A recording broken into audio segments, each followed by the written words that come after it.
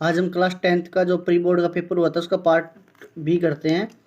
Question हमारे पास है, यदि दो संख्याओं के योग और गुणनफल क्रमशः 24 और 128 है तो वे संख्याएं ज्ञात करनी है। तो मान लेते हैं, माना संख्याएं x और y हैं। तो क्या बोला, संख्याओं का योग, संख्याओं का योग, संख्याओं का योग क्या है, x प्लस में y बराबर 24। इसको समीकरण नंबर 1 मान लेते हैं। फिर बोला संख्याओं का गुणनफल, संख्याओं का गुणनफल क्या है, संख्याओं का गुणनफल x इंटू वाई इक्वल में 128।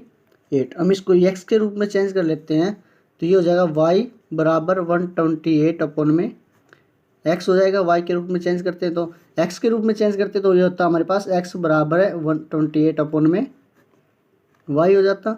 तो हमने x और y के रूप, दोनों के रूप में हम जिसकी वैल्यू रखेंगे उसी की वैल्यू रख सकते हैं, किसी की भी। हम x का मान रखते हैं, इसको मान लेते हैं समीकरण नंबर 2। x का मान समीकरण 1 में रखने पर, तो समीकरण 1 क्या हमारे पास, x प्लस में y बराबर 24। तो x की वैल्यू हम यहाँ से रखते हैं तो 128 अपन में y प्लस में y इक्वल में 24, जिसके नीचे कुछ इसके नीचे 1, इसका एलसीएम लेते हैं y 128 आ जाएगा। y को y से करेंगे 128, 1 का y से करेंगे y स्क्वायर इक्वल में 24। इसकी क्रॉस मल्टीप्लाई कर देते हैं हम तो 128 प्लस में y स्क्वायर इक्वल में 24y।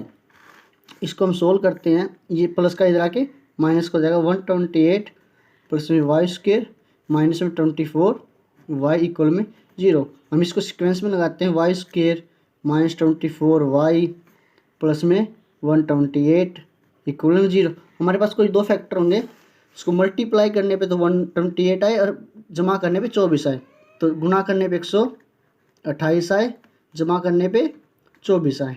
तो हमें पता 16 और 8 की मल्टीप्लाई करने पे 128 आता है, 16 8 को जोड़ने पे 24 आता है। तो हम वैल्यू पुट करते हैं, y square minus 16 y minus 8 y plus minus plus में 128 इक्वल में 0।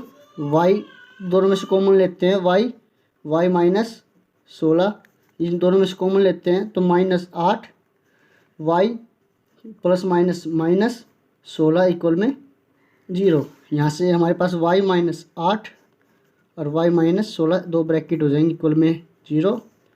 तो y माइनस 8 इक्वल में 0 और y माइनस में 16 इक्वल में 0। तो यहाँ से y की वैल्यू 8 आ जाएगी, y की वैल्यू 16 आ जाएगी। y का मान समीकरण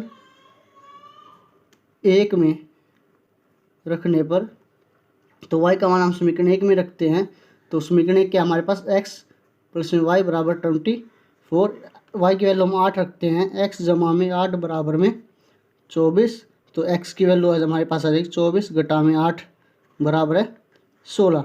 तो हमारे पास x की वैल्यू है 16 और y की वैल्यू हमारे पास 8। तो हमारे पास दो संख्याएं हैं कि x हमारी वो संख्या है 16 और y हमारे 8, ये हमारा आंसर हो जाएगा। नेक्स्ट क्वेश्चन करते हैं, भूमि पर एक बिंदु से 30 मीटर ऊंचे भवन पर रखे पानी के टैंक के शिखर और पाद के उन्नयन कोण क्रमशः 45 और 30 डिग्री है। पानी के टैंक की ऊंचाई ज्ञात करनी है। तो हम इसका फिगर बनाते हैं। ये एक भवन है, इस भवन पे एक टंकी रखी है, तो इस टंकी का ये ऊंचाई ज्ञात करनी है। तो हमें ये कोण जो बने हैं, ये हमें दिया है 30 डिग्री और ये दिया है 45 डिग्री। तो इसकी ये ऊंचाई ज्ञात करनी है। तो ये एच है मान लेते हैं, ये हमें 30 मीटर दिया है, तो हम इसको ए बी सी और डी मान लेते हैं। तो हम लिखते हैं त्रिभुज ए बी सी में तो ए बी सी में हमें पता है एक फॉर्मूला होता है, लाला आया लाया कच्चे कच्चे आम। तो हमें पता है ये लंब है और ये आधार है, तो लंब बटे आधार कहाँ पे हो गया, ये साइन कोस टेन होता है तो टेन में हो गया, तो लंब बटे आधार टेन 30 हो गया। तो लंब हमें क्या दिया, 30 मीटर दिया है, लंब हमें क्या दिया है, 30 मीटर दिया है। और आधार हमें ए बी है, आधार हमारा क्या ए बी। तो √30 की वैल्यू क्या होती है, 1/√3। क्रॉस मल्टीप्लाई इसको सोल्व करते हैं तो ये हमारा आ जाएगा ए बी बराबर 30√3 आ जाएगा। और हमें बोला कि √3 का मान लेना 1.73 लेना है, तो ए बी बराबर है 30 गुना में 1.732, इनकी मल्टीप्लाई करते हैं तो ए बी हमारे पास आ जाएगा 51.96 सेंटीमीटर। मीटर है तो मीटर में आ जाएगा। अब हमें निकालनी है मीनार की ऊंचाई, तो हमें त्रिभुज लेना पड़ेगा, त्रिभुज ए बी डी में। तो अब हमें फिर से लंब बटे आधार लेना पड़ेगा, क्योंकि जो फिगर है इस फिगर में ये पूरे हमारा क्या है, लंब है, ये आधार है, तो फिर से लंब बटे आधार लेना पड़ेगा। तो लंब बटे आधार हमारा क्या आ जाएगा, 1045। तो लंब हमारा हो जाएगा h प्लस में 30, आधार हमारा क्या है, आधार हमारा ए बी है और 1045 है। हमारे पास पता ए बी की वैल्यू हमारे पास आई थी 30√3, तो h प्लस में 30, ये 30√3 बराबर 1045 की वैल्यू 1 होती है। तो हम इसकी क्रॉस मल्टीप्लाई करते हैं, h प्लस में 30 बराबर 30√3, ये प्लस का 30 इधर आके माइनस का हो जाएगा। तो h प्लस में 30√3 था ये, तो इसको माइनस करते हैं तो h बराबर 30√3 माइनस 30 हो जाएगा। यहाँ से h की वैल्यू आ जाएगी 30 कॉमन निकालेंगे, √3 माइनस 1। हमारे पास √3 की वैल्यू दी हुई थी, √3 की वैल्यू थी 1.732 माइनस 1। हम इसको सोल्व करते हैं तो 30 1 से 1 कैंसिल हो जाए, कट जाएगा, तो 0.732 आ जाएगा। इसके साथ इसकी मल्टीप्लाई करते हैं तो 21.96 मीटर हमारा आंसर हो जाएगा।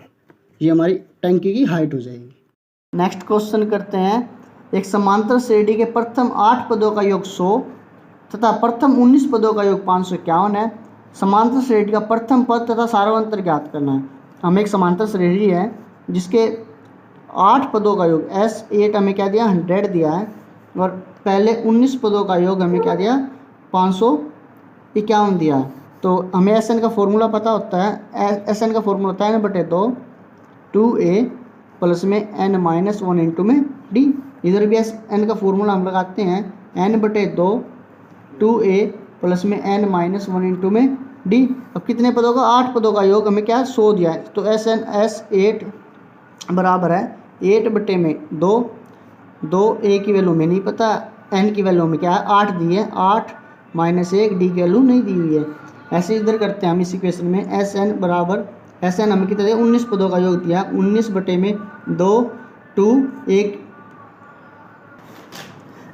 19 पदों का योग हम क्या दिया है, हमें 19 दिया है, 19/2 2a की वैल्यू में नहीं दी है, तो पद कितने 19 घटा में 1 d की वैल्यू में नहीं पता। हम इसको सोल्व करते हैं, S8 हमें क्या दिया, 100 दिया, 100 2 चौके 8 2a प्लस में 7 और d की मल्टीप्लाई करें 7d। इधर हम S19 को करते हैं, S19 हमें दिया 551 बराबर है 19/2 2a प्लस में 19 में से 1 घटाएंगे 18d।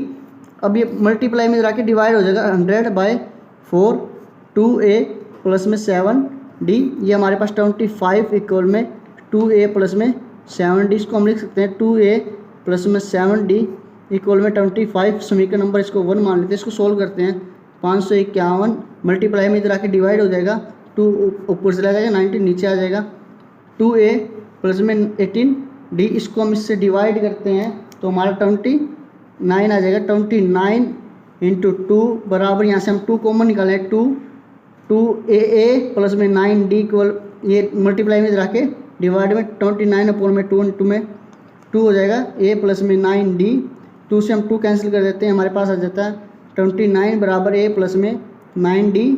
तो तो हम इसको सोल्व करते हैं। प्लस में 9 डी इक्वल में 29, इसको हम ए के रूप में व्यक्त करते हैं तो 29 माइनस 9 डी, इसको समीकरण नंबर 2 मान लेते हैं। तो ए का मान रखने पर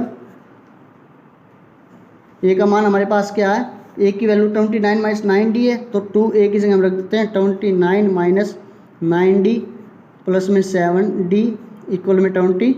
9 दूनी 29 की 2 से गुणा करते हैं तो 58 माइनस 9 दूनी 18 डी प्लस में 7 डी इक्वल में 25। 58 ये प्लस माइनस हो जाएगा और ये हमारे पास 11 डी इक्वल में 25, ये प्लस का इधर आके माइनस का हो जाएगा। तो 11 डी इक्वल में 25 माइनस 58, ये इसमें सोल्व करते हैं। माइनस 11 डी इक्वल में माइनस 33 डी, माइनस से माइनस कैंसिल हो जाएगा। 11 डी इक्वल में 33, डी की वैल्यू मल्टीप्लाई में जाके डिवाइड में हो जाएगा 33/11, तो डी की वैल्यू हमारे पास 3 आ जाएगी। तो डी का मान समीकरण 2 में रखते हैं। डी का मान समीकरण 2 में रखने पर, समीकरण 2 में रखते हैं तो समीकरण ए हमारे समीकरण 2 ए बराबर 29 माइनस 9 डी, तो ए की वैल्यू हम रखते हैं 29 माइनस 9 डी की जगह 3 रख देते हैं। तो ए बराबर 29 माइनस 9 27, तो ए की वैल्यू हमारे पास 2 आ जाएगी। हमें यही प्रथम पद और सारांतर ज्ञात करना था। प्रथम पद हमारे पास 2 है और सारांतर 3 है, तो ये हमारा फाइनल आंसर हो जाएगा।